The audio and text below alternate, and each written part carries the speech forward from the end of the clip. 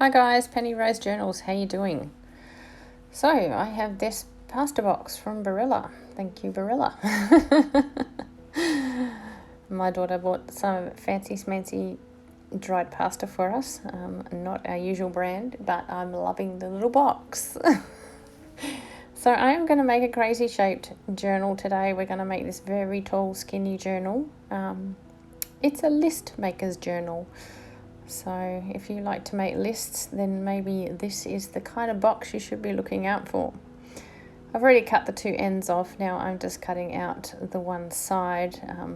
Basically, I'm just going to use the knife to cut down here, and then I will trim it so it's neat and tidy. And then I just have a little journal pre-made.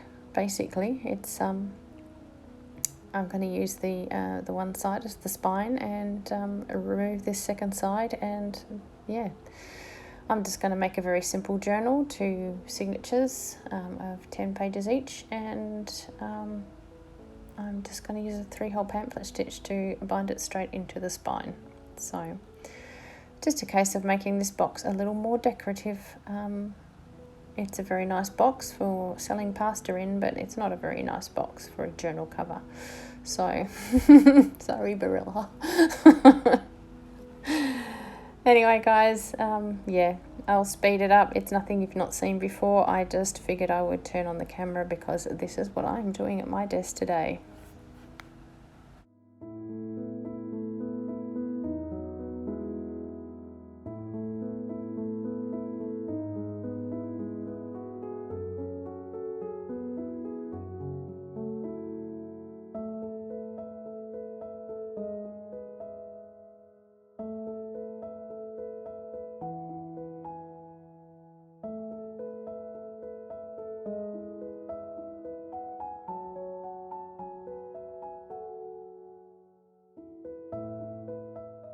I am just grabbing various coffee dyed papers and tea dyed papers, whatever I've got on hand, batch dyed papers.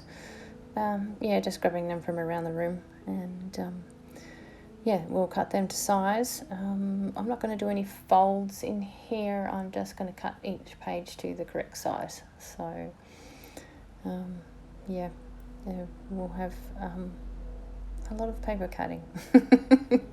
Well, actually, I'm just going to tear them because I don't mind if they have a rough edge. So yes, we will make all of our pages, and then we'll get on to decorating our cover.